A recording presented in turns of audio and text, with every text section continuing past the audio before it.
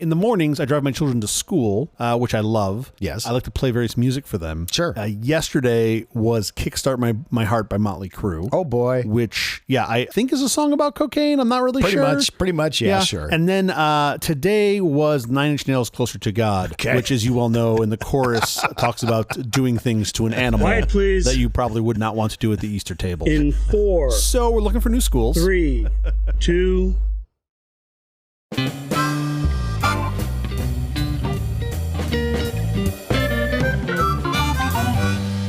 The Apple Company presents a truly terrible podcast. Welcome to Nonsense Season 2, Episode 20. I'm Jeff Parker. I'm Stu Little. This is our take on the week's business, tech, and entertainment headlines. This time, we'll look at pulling the rug out from under you. That's going to be a very strong tractor to do that. Huh?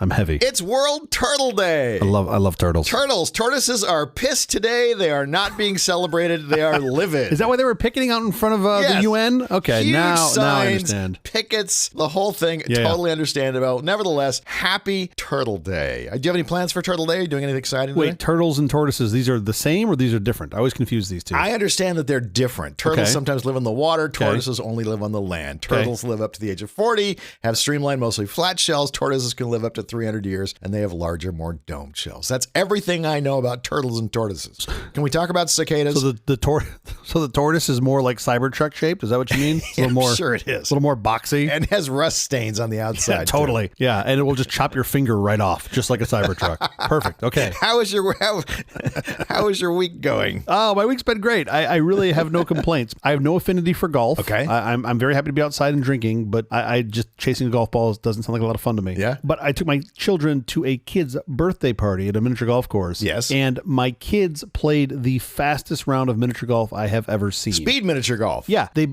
would not stand still and hit the ball. They would just smack the ball and then chase it. So it was like polo and hockey had a baby. And I was annoyed for the first 3 holes. Then I was like, I'm going to be done in 8 minutes. Why do I care? I'm out of here. And it was great. And at one point, my kids, literally, there's some other parents playing with children on the course. They just ran right through their hole doing the same thing. I'm like, I'm so sorry. And they just like blew right by. And the parents thought it was super funny. I was mortified. And we just went, and I was like, all right, fine, we're done. And then how were their scores compared to the other kids? Even though they were going fast, did they keep their scores competitive?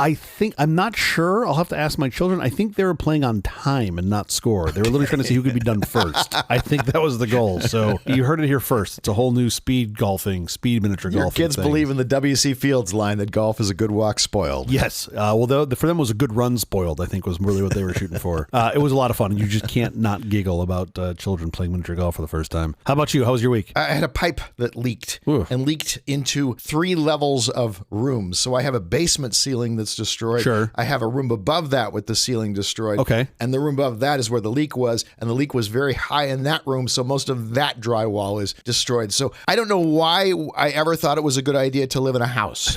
Why did man decide to live indoors? This was a mistake. You know what they say about water? It's at least it's consistent. It flows down? Flows down. Yep. Consistently flows down. Well, this is going to be a huge repair job. It's going to take a long time. And it's not, as it turns out, it's not going to be free. No, they make you pay for those things, as it turns out. Let's get to our headlines. Let's do it. China is looking to add its own 25% tariff on U.S.-made electric vehicles. This is after the U.S. increased its tariff on Chinese electric vehicles from 25 to 100%. Oh, America's still ahead. Yes, we are. Nobody can tariff like us. Researchers have found a link between stomach paralysis and Ozempic-type drugs. Look, as if fat people aren't having a hard enough time as it is, now they're fucking paralyzed, right? And this is the show we get canceled. I'm telling you. Yeah, that's the one. We better get on that idea of the flying Golden Corral buffets. We can bring the buffet to the paralyzed fat people. We're prophetic. Wonderful. This is great. It has been lovely doing this show with you. Has it, though? Has it really? Massachusetts insurance companies canceling homeowners policies using drone and other aerial photos. Well, of course they are. I keep letting them land the fucking buffet on my roof. They're not going to insure me for that. And the U.S. government is urging federal contractors to use stronger encryption. Wait, what do you mean? Like specific, like emojis? Yes, just do all your messaging in emojis, please. I'd love to see that memo to all federal contractors. Please only speak in emojis. By the way, and then it says no eggplant and no peach next to it. Well, then what's the point of emojis? Are we doing these headlines like super fast now? These are things we were never going to get to, so Sure. I thought I'd just throw little snippets at the top so we could just at least mention them because they're worth mentioning. Now we can get to the ones we're going to spend more time on. I'm glad to do that once on our last show. That's great. That's perfect. Man, we have so many good ideas on the show that we don't execute. Imagine if you could see emoji use by zip code. I think that would tell you a lot. Like if you knew the most used emoji in a given zip code. Why would zip code matter? Why would that make any difference? Because I would think by zip code it would be very telling. Like I'm assuming for you in your zip code it would just be a lot of the money with wings just landing in your or just walkers.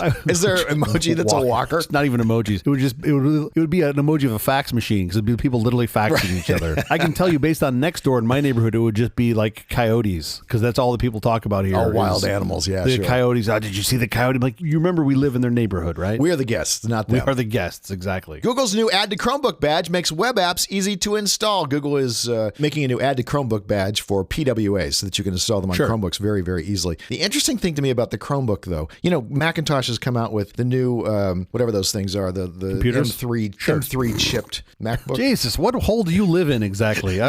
It's just because Windows is also coming up now, a similar sort of thing where they're using. Let me help our users. Tell me out. what it is. It's the Elite Snapdragon. What's the thing called? What Jeff is trying to say is that computer companies are coming out with new computers. I think that's what he's trying to say. And the amazing thing to me is, at least as I see it, my kid will be the last generation of kids who went through schools using MacBooks because it seems like every school I hear about, they are all using Chromebooks now because they're so much cheaper. So those kids are all going to come out of school very comfortable on Chromebooks. Yeah, I agree with that. Most of what they're doing is browsing. Most of what they're doing is stuff they can do on web apps anyway. Cat videos. Yeah. Well, cat videos, sure. Yeah, a lot of that. I get that. In other Google news, Google has sent the DOJ an unexpected check in an attempt to avoid monopoly jury trial. Just preemptively, they said, here's all the money that you have won. I love this. Now let's not have the trial. This is such a great story because, first of all, this is one of those things where I read it and I had to double check the URL to make sure I wasn't on the Onion. Oh, for sure. It felt like an Onion story. Every dollar the United States could conceivably hope to recover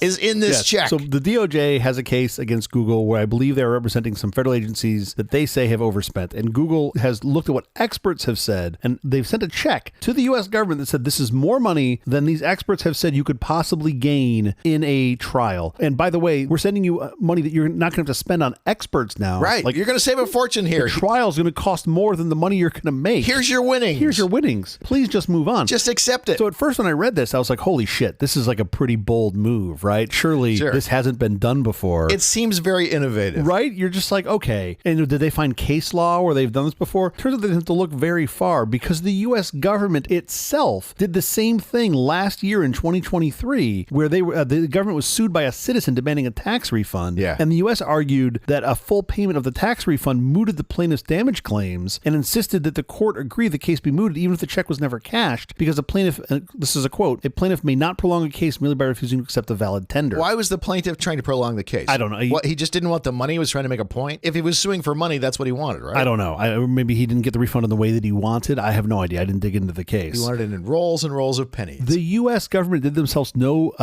service when they said in this case last year that they, quote, assured the court the same mootness rule would apply if the parties' positions were reversed. Well, guess what, assholes? They are reversed now. And I love that Google just played a giant fucking Uno Reverso card on the U.S. government. And they're just like, now what, fuckers? What do you want to do now? So this is really fascinating to me. Obviously, they want to avoid a trial. I was not aware of the 2023 case. Oh, dude, I got to believe that there was like a junior associate at this law firm that read about this case and had it in their back pocket. Oh, yeah. And they were just waiting for the time to play it. And then they saw it here and they're like, wait a minute. Google makes like, what, $1 bajillion a minute? How about we just go throw $1 million to the U.S. government with this argument and see what happens? Like, it's absolutely brilliant. We don't know what the check was. That actually was redacted. Yeah, it was redacted. We don't know how much they sent. They originally say the estimates were initially between 100 million and 300 million. At one point, the estimated damages were less than $1 million. Less than $1 million. If I had to guess, this is a high six-figure check. Like it's a high six-figure, maybe low seven-figure check. So you're talking about like $1 million plus or minus a couple $100,000. And look, these law firms are not cheap, especially when Google's your client. For sure. For Google, they're just like, well, this is going to be less of an operating expense than fighting it. So let's just make it go away. It's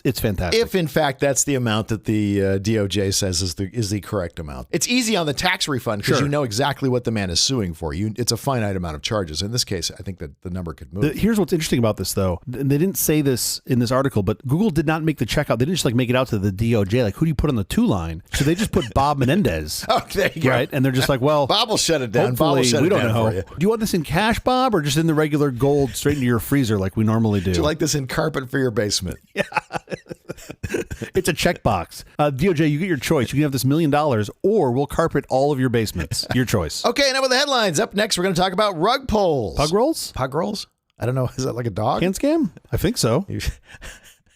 Do our mics still work? Are you hearing anything I'm saying?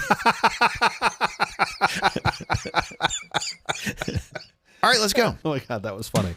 Oh.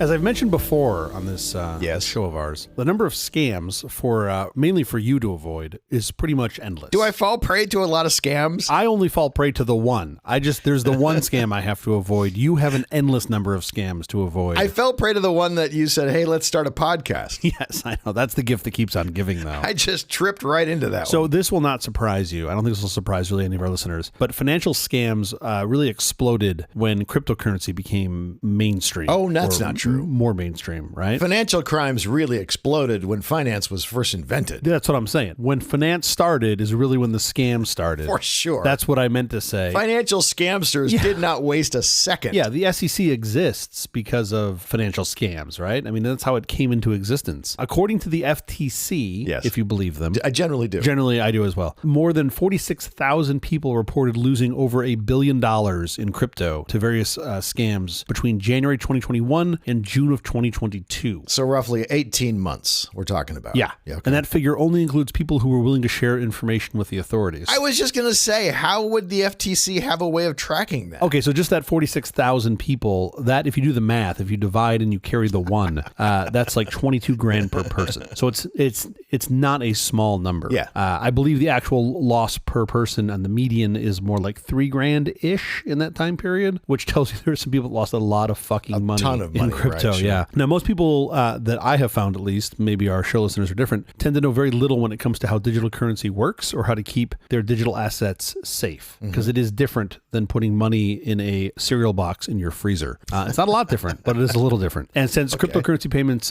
do not come with any legal protections or government assurances by design, Sure. crypto scams are especially attractive for thieves and scammers, right? Yeah. And also, I really find this funny that I have to note this, that I feel obligated to note this, but also note that there's no bank or other centralized authority to flag suspicious crypto transactions, and that all crypto transfers are irreversible. That's right. It's like sending a wire. Well, I'd argue that way. I'd argue it's way worse than sending a wire, but Yeah. it's like sending a wire to a fictitious bank on Mars. Yes. Is more, I think, what it's analogous to. On wires, the federal government will track you if you send over $10,000. If you move it $10,000 of any But I sort. still think there's no mechanism by which to return it. You need them to wire it back to you if you want it back. Okay, so I want to talk a little bit about crypto scams, starting out somewhat simply with things to look for, right? And really, I found that your crypto scams, they're going to have the same basic high-level indicators that your good old-fashioned regular financial scams would have, right? Anything that seems too good to be true likely is. So if someone's offering you some crypto that seems insane, don't buy it. Okay. Nobody's going to offer you free crypto for doing practically nothing, unless, of course, you're an influencer like us.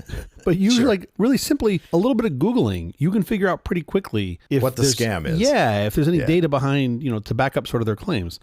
This one's nuts to me. These pay-to-play job postings. What's that? People are apparently falling for this. There's a lot of them where they're saying, oh, we've got a job for you, or we want to secure you a position in this crypto industry, but you have to make an upfront payment in order to get in. Promises of guaranteed returns, also typically not a good thing. Nobody can promise guaranteed investment returns. Oh, that's not true. Is with you. No, despite what your hedge fund bro swears to you, there's no guarantee. I can absolutely guarantee you returns in several ways. Really? If you hold your money in cash, Yes. I will guarantee you an annual average loss of 2.5% per year over the course of, say, a century. This is like the people that go to casinos and they go, oh, they have a 98.7% payback on slots. And I'm like, that's fucking terrible. They're like, no, it's really good. I'm like, compared to what? Every time you put in $1, you get 98 cents back. To be fair, compared to roulette, that is pretty good deal. But you're comparing it to roulette, the worst game in Vegas. Actually, I think the wheel is the worst game in Vegas, but that's for another show. So other than your guaranteed negative return, we're going to go ahead and say that's an indicator. Also, unexpected communications. This is like my favorite. Okay. If you get an email or a phone call or text from someone that wants you to log into a crypto account and, or send them crypto to resolve some issue or some business opportunity, that's probably not legitimate. Yeah. So you should do what I do for my legitimate texts and emails. Just ignore all of them. That's why I never hear back from you. I have gotten so much worse as I've gotten older. I just can't be bothered. I treat the little message indicator on my iPhone that tells me the number of things in the thing. I treat that like a high score on like Pac-Man. Nice. And I just see how big I can get it. I just don't care. I really just don't care anymore. some examples of these. You have like your blackmail, extortion, romance scams. I kind of put those all into the same bucket. Okay. Somebody will claim they have embarrassing personal information for you. They'll include your own photos or video, try to lure you into this trap. They'll threaten you that, hey, I'm going to make this information public. I sent that guy 3 or 4 Bitcoin and he never exposed me. Oh, yeah. That was legit. That guy just happened to look like me. Don't worry. I bought that story up until you said you sent him 3 Bitcoin. And then I knew you were bullshitting. when you said, not only just the part of you having Bitcoin and then you sending. I'm like, okay, boomer, sure. Like, how'd you do that? Well, I put them in an envelope. I printed them out and put them in an envelope. Uh-huh. Sure you did, Jeff. Okay. No problem. I sent him a Bitcoin check. You can do that, right? I went into the post office. I got a Bitcoin money order at the crypto post office. This is funny. I just had a friend a couple weeks ago. It's not funny. It's telling. Who received a call in the late evening from his mother. He picked up the phone and all he heard was her sobbing. And before she could say anything, he's thinking like, fuck, my dad died, right? Like this is terrible. Yeah, right, sure. And before she could say anything, some aggressive voice he's never heard before gets on the phone and says that he's got to send them money right now or he's going to kill his parents. You got to do this right away and send it to this crypto address, yada, yada, yada. Right. And my buddy was like, this sounds like bullshit. So, of course, he called the police. He called his mother's phone back. She answered. She was asleep. And she's like, why the fuck are you waking me up? Of course she was. And what's nuts about this is that somebody had spoofed, obviously, her number, but then knew to call him to try to extort. So somebody had a lot of information. Yeah, that's a pretty scary one, right? And if you look at the amount of info that's out there, especially if you look at like all of these public domain databases that show you related, people at this address or names are related or whatever, I could see somebody backing into this. And I thought that was pretty nuts. Fortunately, he didn't get scammed and his parents were safe and just fine. Other types of this scam have people pretending to be your love interest and, they weave a bunch of this big web of lies about themselves. She promised me she was. We've all been there. Catfish is delicious. Now, sadly, some of my friends have fallen for these romantic scams. Sure. But they just refer to them as their first marriages. You have these business opportunity investment scams. This is probably one of my favorites. When some random contact tells you they have a business opportunity that they want, your help with and that you're guaranteed to grow rich. Sure. All you got to do is send them some crypto. That's all you got to do. Folks, you do not have a distant cousin in Kenya. Just let it go. It's not a thing. You don't have one. I mentioned this earlier, the fake job listing scams. These are still nuts to me that they'll like unsolicited job offers to try to lure people in. You got to pay some application fee or something. In what world does this exist? This is not a real thing. Also, why do I want a job? Well, there's that. I'm never going to want a job from some rando on the internet. There's that. Yes. Yeah. I don't know you. I don't know your company. I have plenty of opportunities that will fill my time otherwise. The giveaway scam, again, sort of what I said earlier, like no one's giving you money for free. There was one not too long ago where some crypto scammer was trying to impersonate Musk on Twitter to get people to send in their digital assets and like promised, some freedom giveaway and free crypto to the first, 1,000 people, like all just some stupid shit. What's nuts about this is that while they typically feel like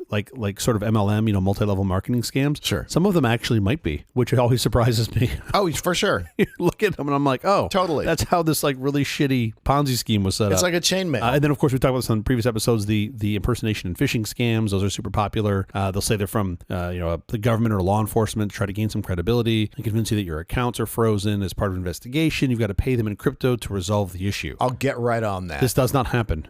This does not get happen right in on the that. U.S. The FBI doesn't show up with a fucking Zelle QR code and they're like, hey, we're going to investigate you for, whatever, for importing small wooden figures from Thailand, or you could just send me $100 via Zelle and then I go away. That's not how that works. The whole thing goes away. Fake wallets and exchanges. I'm shocked that these still work, but apparently there are stats on this and they do, where they'll just get folks to like put their crypto into some fake online wallet where they just siphon them all from, sure, which is kind of fascinating to me and leads into my favorite, of course, I save for last. And I put these all in the same bucket. The Ponzi scheme, the pump and dump, and the rug pull. I love rug pull. Oh, yeah, that's what we're going to talk about today, right? That was my impetus for this whole segment was rug pull. Yeah. You'll get like typically a group of people, they get together to entice others into investing in a particular coin. They pump it up. They use social media, get super exciting. And then at some point, all of the money just disappears. Sure, it just vanishes, right? All the cash leaves. They try to get it at whatever the top of their quote market is, and they pull these all out. Some of these are nuts. Okay. And that's what I thought you would really enjoy today. Fantastic. Obviously, like,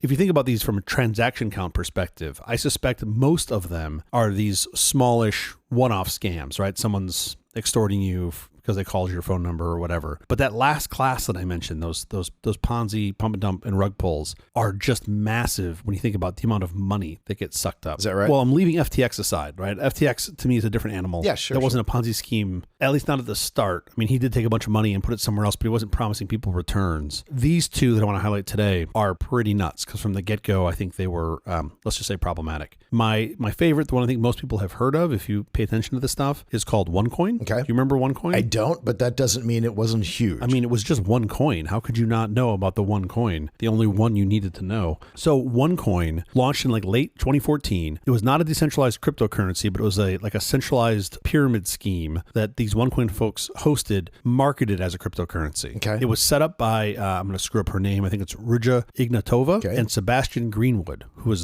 sort of the lead distributor in this pyramid. According to OneCoin, its main business was selling educational material for cryptocurrency trading. Investors could buy, quote, educational packages costing anywhere from like 100 euros to 120,000 euros. Supposedly, some people saw packages as much as 230,000 euros. For information they could have gotten free from some 12-year-old or on YouTube. So in one of the suits from one of the former investors, much of the content in these packets was plagiarized from various free sources, including Wikipedia. Of course. Right? I think somebody even highlighted that they saw the like reference needed citation in some of the copy, which just makes me giggle. A bunch of people lost money. I shouldn't laugh at that, but it just makes me giggle. And then investors would receive these, quote, tokens that could be assigned to mine OneCoins, whatever in the fuck that means. And mining was said to take place at 2 sites in Bulgaria and 1 in Hong Kong. Why do you have to be at a specific location to mine the coins? Also, why would you mine it in Hong Kong, where you have some of the most expensive real estate in the world? Like, but you're doing it in Kowloon? Like, what are you doing? In these typical OneCoin recruiting meetings, recruiters would focus on cryptocurrency investment, and the sort of, quote, educational material was barely mentioned. Okay. The only way to exchange one of these, OneCoins for other currencies was in the OneCoin exchange. So they own the marketplace. Now, this is the interesting part to me of their sort of initial business. I hate even calling it a business. Their initial scam. Mm-hmm. You could only trade, your coins for euros in this sort of from this virtual wallet, but your daily selling limit was based on which package you had invested in. Oh yeah, okay. So if you wrote a check for more money into the Ponzi scheme, then you could pull a slightly larger portion of the fraction of money, or a fraction of the money you put in out, which is just like, how is that not a giant red flag? As the lead distributor of this, 5% of all OneCoin sales went to Greenwood. So he made over $300 million on this thing, which is bonkers. By 2016, several countries, including Italy and Hungary, had issued warnings that OneCoin is a pyramid scheme. So, a couple years in, countries are already like, this does not seem right. It took a couple of years. Even the experts in identifying pyramid schemes, right? The Direct Sellers Association in Norway warned against OneCoin. Uh-huh. Now, when direct sellers are calling you a pyramid scheme, you've got a real fucking problem. Sure. They know what a pyramid scheme looks like. So when they're going, yeah, you are definitely not doing this right, that is a good sign that they're probably bullshitting a whole bunch of people. That's 2016. In June of 2017, Ruja Ignatova, the CEO of OneCoin, claimed that OneCoin was licensed by the Vietnamese government and that it was legally permissible to use them as a digital currency, and it was the first cryptocurrency in Asia officially licensed by any government. That is a pretty bold statement. Was any of that true? 4 days later, Vietnam's Ministry of Planning and Investment issued a statement that the document which OneCoin used as proof was forged. There you go. They stated the document was against the MPI regulations and that the person who supposedly signed the document was not in the position claimed by the document at the time when the document was created. So it was fake. And they warned any individuals and enterprises to be vigilant if they encountered the document during business. So that's another kind of big strike against you. Mm-hmm. That was June of 2017. Shortly thereafter, she disappears. Okay. And the belief is she was tipped off that there was a secret U.S. warrant that was filed for her arrest. Her brother, Konstantin Ignatov, took her position. By 2018, the Bulgarian police raid OneCoin's office at the request of prosecutors in Germany. CBS, not the station, the Central Bank of Samoa, banned all foreign exchange transactions related to OneCoin and OneLife. CBS described OneCoin as a, quote, very high-risk pyramid scheme. Sure. So now by 2018, it seems like most of the world has figured out that this thing is not legit. Cat's out of the bag. U.S. prosecutors have alleged that the scheme brought in approximately $4 billion worldwide. Wow. In China, law enforcement recovered about 1.7 billion yuan. That's about almost $300 million while prosecuting 98 people. Most of the leaders have now either disappeared or been arrested, although Ignatova escaped arrest. In March of 2019, her brother was arrested. He pleaded guilty to charges of money laundering and fraud later that year. He served 34 months and was just released earlier this year in 2024. Wow. Her collaborator, the OneCoin co-founder Sebastian Greenwood, he was arrested in Thailand in July of 2018. He was imprisoned in Thailand pending extradition to the U.S., ultimately pled guilty in 2023, and was sentenced to 20 years for wire fraud and money laundering. Okay. And is still serving time. Yeah. So got him. As As of this recording, Ignatova's whereabouts are unknown, and she sits on both Europol's and the FBI's most wanted list, which is kind of nuts. How high up on the list is she? She's in the FBI's top 10 most wanted list. Like, oh, top 10. Okay. Oh, yeah. No, they like... Her picture's up there, first row, fourth to the right. She's at my post office. She is at your post office. Which, by the way, something I discovered in researching for this article, I didn't know this. It is a federal crime to alter the FBI's top 10 most wanted list. How would you alter it? How would I alter the FBI's 10 most wanted list? If I like drew a mustache on her at the post office? Theoretically, your co-host of this show may be putting your picture on those at the post office for years. Sure. I had no idea it was a federal crime. I just thought it was funny. I'm just putting Jeff's picture up there, just hoping somebody recognizes you. Yeah, exactly. Number 11. He's not really wanted. He's interesting. Most interesting. The FBI's most interesting poster. So yeah, anyway, that was fascinating to me. You don't see a lot of non-violent criminals that make that list. I happen to have known at least one of them, but you don't see a lot of non-violent criminals that make that list. That's crazy. Okay, so that's one coin. Real money. The rumor is she's in Frankfurt. I don't know how she'd be fucking hiding in Frankfurt. Like, Frankfurt is the most boring town on the planet. Sure. How she's hiding there is beyond me. There's a really good ramen place there, but other than that, sorry, Frankfurt. It's a travel show now. This next one, to me, is kind of more nuts. I'll try to do this quickly. These guys launched same-ish time, right? They launched in 2017 by, and I'm going to completely butcher this guy's name, Faruk Fatih Ozar, and he started Thodex. Thodex was the first global exchange based in Turkey. At the time that it froze, it had over 391,000 users and an estimated $2 billion in money from investors when he ended up fleeing Turkey. Okay. Do you know any of this story? I don't. Crazy story. Well, $6 million, $2 billion.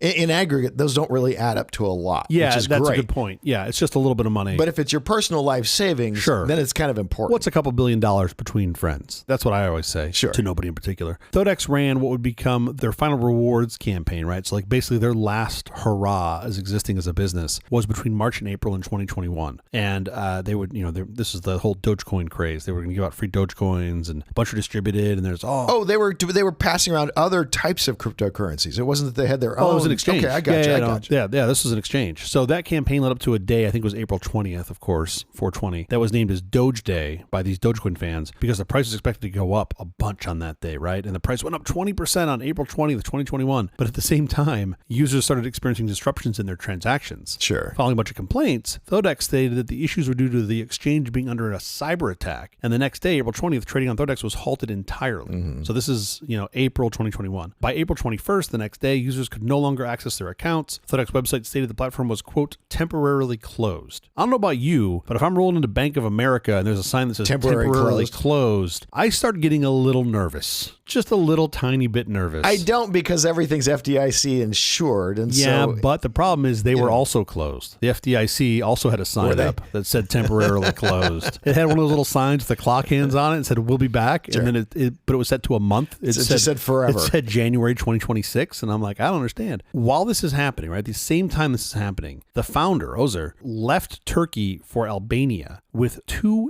billion of cryptocurrency in a cold wallet on a fucking memory key in his pocket, which is nuts. Was that memory key found? How did they know that he had that with him? You're going to find out. Oh, okay. Sorry. I didn't mean to jump ahead. Remember, in the U.S., you have to declare if you're taking 10 grand or more in or out of the country, right? If you've got more than 10 grand in cash on you and you're flying in or out of the U.S., you've got to declare that. Meanwhile, you can have $2 billion worth of bits and bytes on a memory key, and you're like, meh, it's got pictures of my kids. How would you know? Yeah, well, sure. I mean, I could encrypt it. It could be anything. So after determining that users could no longer access their funds and verifying that Ozar had indeed left Turkey, the financial crimes agents froze all assets of Thodex. So arrest warrants were issued for Ozar and 81 other suspects in September of 2021. So they reacted pretty quickly. The Cyber Crimes Directorate arrested all suspects except for Ozar himself because they couldn't find him. Mm-hmm. And that included arresting his two siblings. His two siblings were loosely involved in the business with him, loosely or deeply, I guess, depending on whose account you believe. In August 2022, the arrest of Ozar was made public by the Ministry of the Interior. Albanian authorities had apprehended him at a resort after being wanted for a year. Okay. So for a year, he managed to hang out. Well, sure, you got $2 billion. You're not going to hang around at some junky Motel 6. You're going to a resort. So his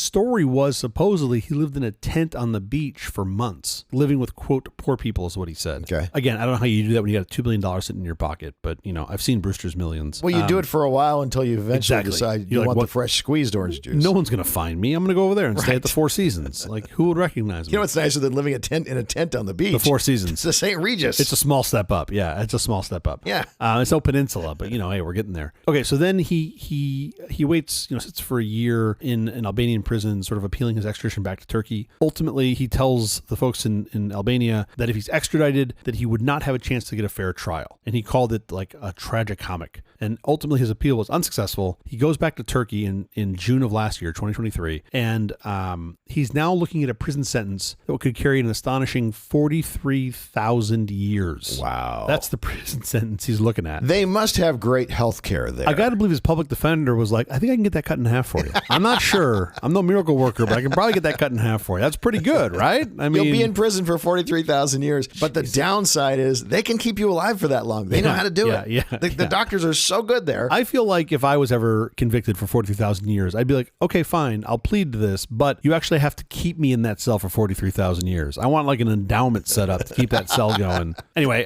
when he finally stood before the court, the judges allowed Ozer to tell his story. Of course, he, took the chance. He had like a full, a presentation. It looked like a pitch, apparently. He probably had to make the pitch of his life. He had like a presentation of images and graphics, and then he read from like this 60-page document, and his defense attorney was like clicking through slides. And he said that he didn't defraud anyone, he didn't smuggle money abroad, he didn't establish or manage a criminal organization, and then he said he started a company, and that's all. And he said people got hurt, but it was really the media had simply mistaken a business failure as a criminal act. Sounds familiar, by the way. I've heard this plea before. Oh, sure. And then, of course, there were all these problems that weren't because of him getting hacked and sort of this, what is he called, quote, an atomic bomb of these Dogecoin panic buying and selling that drained all their funds. Listen to how unlucky this guy is. The day he bought the ticket to go to Albania, most of the Dogecoin withdrawals requests came in and could no longer be met. The day he was leaving the country. The chance of that happening on the same day. And why was he leaving the country? He was trying to sell it. So he had a buyer, apparently, and he was shopping around Istanbul and Italy and the Balkans, and he set up meetings with potential buyers in Albania. Of course, he didn't name any of them, but sure. this is why he was leaving. Also, generally with cryptocurrency, when you go to sell it, you need to have an in-person meeting.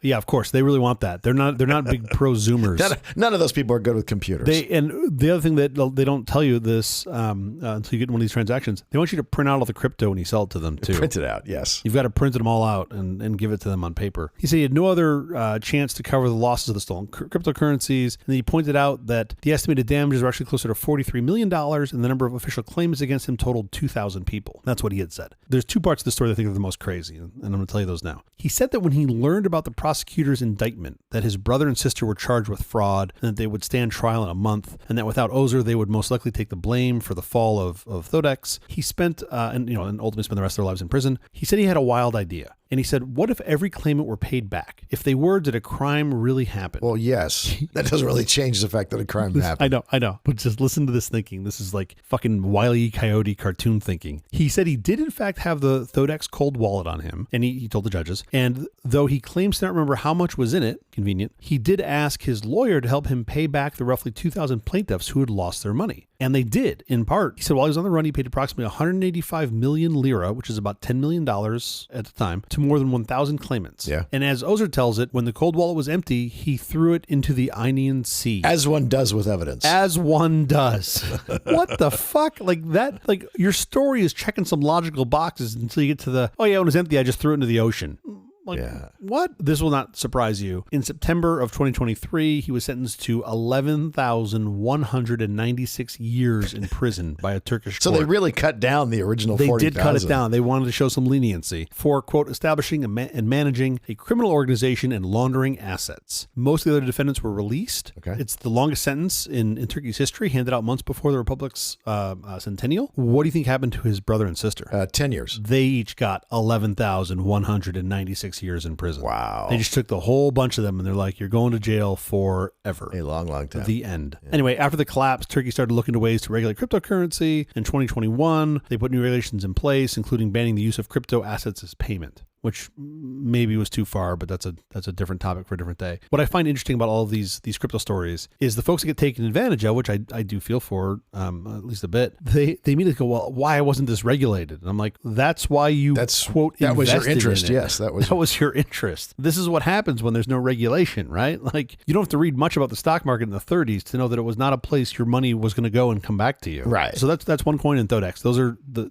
two of the bigger ones. But there are so many others, right? This blockchain analyst firm called Chainalysis ranked rug pulls as the primary scam of 2021, accounting for 37% of all cryptocurrency scam revenue that year. Wow. Up from 1% the year before. So it was like kind of in 2021, everyone figured out, oh, fuck, we can just take all the money. Sure, we'll just... Like, no one's looking. Let's just take all the money. BitConnect promised a 1% daily compounded interest. Wow. And they took $2.4 billion from U.S. investors and as much as $4 billion globally. The CEO of Mirror Trading International, which I think was a South African company, a crypto trading company based in South Africa, defrauded users of more than $1.7 billion and then skipped town. Okay. Turtledex, which was this anonymous decentralized finance storage project on Binance, reportedly vanished with $2.4 million. Meerkat fleeced investors out of $31 million. And I believe they actually ended up paying back 95% of that. But still, they took a whole bunch of fucking money. Do you remember the Squid token? No. Those guys disappeared with like $3.5 million.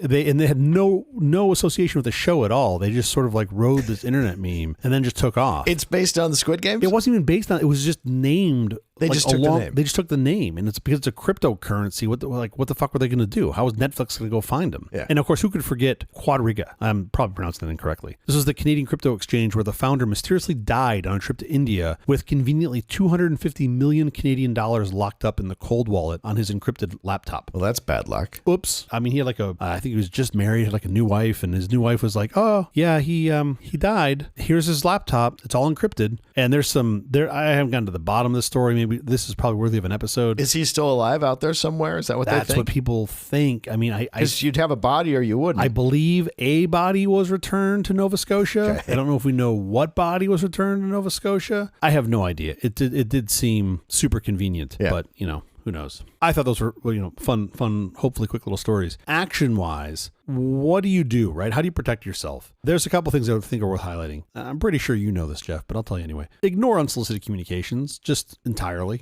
Like, if you don't ask to talk to somebody, don't talk to them. If you get a strange email or phone call from someone who's eager to speak with you and brings up cryptocurrency, it's a scam. Yeah. Nobody does this. Yeah. I'm a fucking nerd, and I don't walk around with random people and be like, hey, you want to buy some crypto? No, it doesn't happen. Just ignore all of those messages. This one I think is the hard one. Verify who you're talking to, right? Verify contact information. If you're getting phone calls or emails from your bank or another institution, don't reply or use the phone number, right? That initial contact could be fake. Of course. Don't trust the email or phone number you saw or think you saw, because it could be spoofed. Call them back on a real phone number that you know. Yeah. Go look them up, right, and call them back. And our regular listeners hopefully remember, don't use Siri for contact information from the web. Yes. I've stepped on that landmine. You guys don't do it. So reach out to them directly and find out what the hell is going on. They're not going to reach out to you and ask for money. That's not the thing your bank is going to do. And that one's hard. I think it's really hard to get people to understand, well, Jeff's phone number came up when it said Jeff Parker when he called me. And it's like, somebody could spoof that. Sure. And like, how do you explain spoofing? How do you know if it's spoofed or not spoofed? And now that we've got deep fakes on voices and images, it could look like you. I mean, it's all nuts. Oh, yeah. So I think the best advice on this that I can give is to just move slowly. Don't go quickly. Don't feel rushed. There are legitimate ways to invest in crypto and pretty much anything else, but scammers can use this high pressure technique to get you to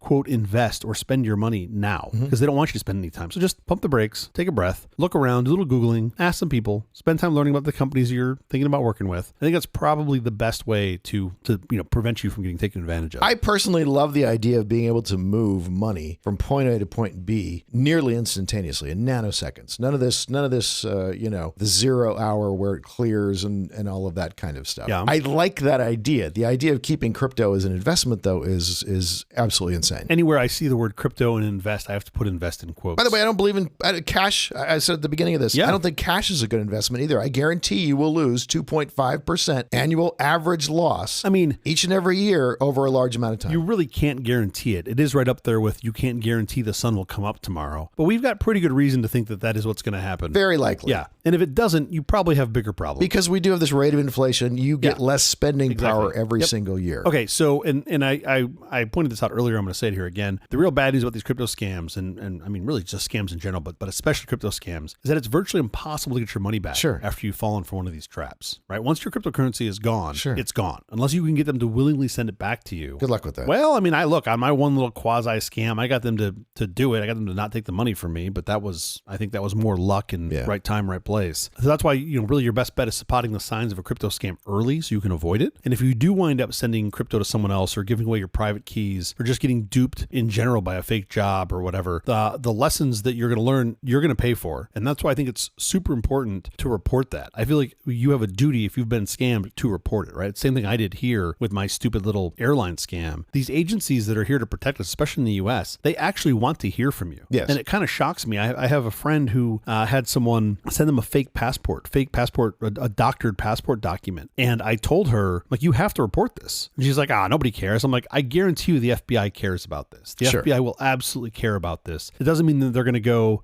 find them immediately tomorrow, but they're going to put this in a database. Why was she sent a fake passport? Was she asking for a passport from someone? Yeah, they used it as a form of identification to try to prove who they were. And ultimately they were looking to rent some property from them. Got it. And her nose sort of sniffed out that like it felt a little weird, right? Like they're paying from a corporation and they're paying in advance and yada, yada, yada. And then she looked at the passport and she's like, oh, it was doctored. Yeah. And I was like, wow, like how do you not doctor a passport well? And yet you're trying to pull off this scam. And as it turns out, 2024, sure. A lot of people will fall for it. So I'll put a bunch of links in the show notes, but like the FBI, report it to the FBI, right? They're going to have the best jurisdiction for this in the US, and they do care about these things. Mm-hmm. The FTC, they care about these things. There's the Internet Crime Complaint Center. I think that gets distributed across to other organizations. They try to route them correctly. Of course, you've got the SEC. The SEC is getting pretty aggressive with these sort of crypto exchanges and trying to figure out how to regulate them. And then you have the Commodity Futures Trading Commission, the CFTC. Those guys also will take these complaints. So I'm going to post all this in the notes. But if you find yourself in this position, don't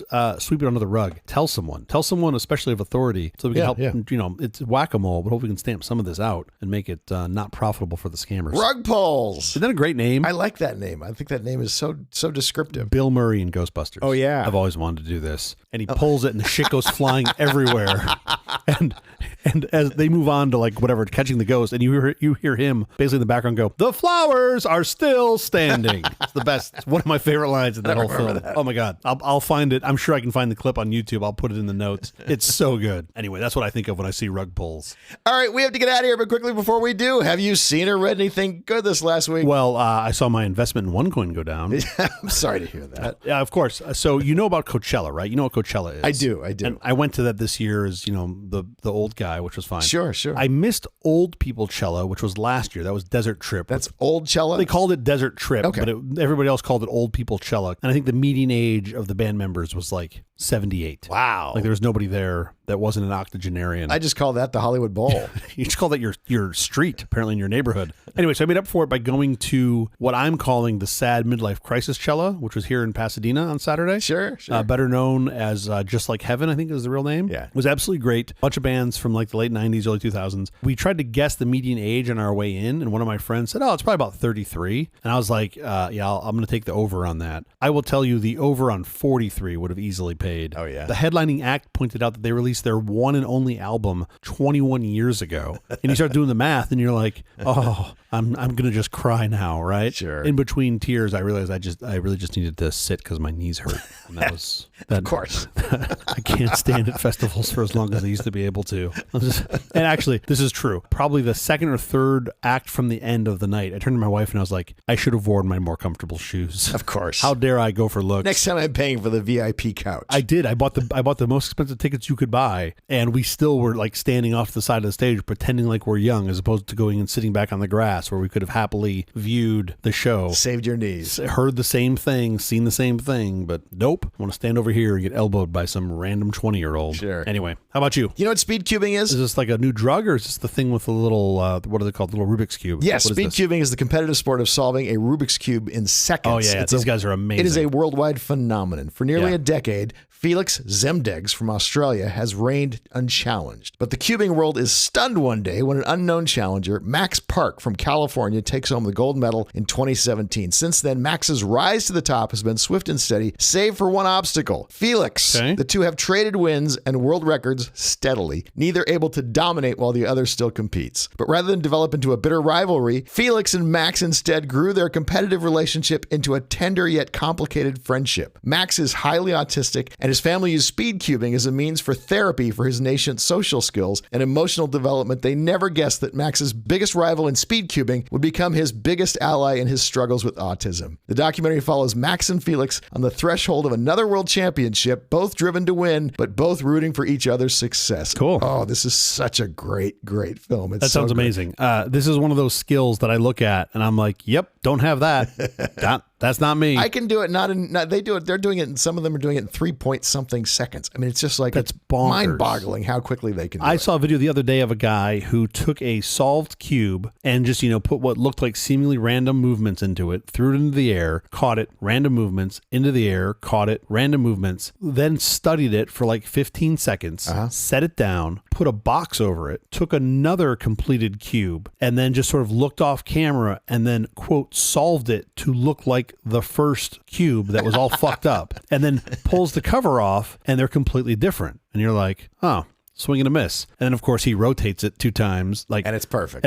And you're like, oh, okay. So it turns out you're pretty good. Incredible. My kid was super into speed cubing at a younger age. You get older and life gets you busy and you can't spend time Focused on a tiny little cube, but it's so much fun. I can't spend time focused on anything with my children now. Focus on the movie The Speedcubers if you can. It's really good. That's awesome. On Netflix now. I'll check that out. That is the episode. Thank you for joining us for All This Nonsense, a truly terrible podcast from The Awful Company. Visit us on the web at nonsense.productions. I'm Stu Little. I'm Jeff Parker. If you like this program, please follow, download, subscribe, and like at Apple Podcasts, YouTube Music, Amazon Music, AntennaPod, iHeartRadio, Spotify, my favorite, Overcast, wherever you may get your podcast from. Nonsense uses SyncThing. Make sure you always have the latest versions of all your files on all your computers anywhere you are in the world. SyncThing does that effortlessly. Free and open source. Be sure to check out SyncThing. SyncThing. Special thanks to our floor director, Dennis Smith. We literally just use it for cat videos. We just send cat videos back and forth. But we can send huge cat videos back and forth effortlessly. First of all, that cat just needs to walk more. It's not that huge. Thank you, Dennis. We'll be here every Thursday morning for more nonsense. Please join us.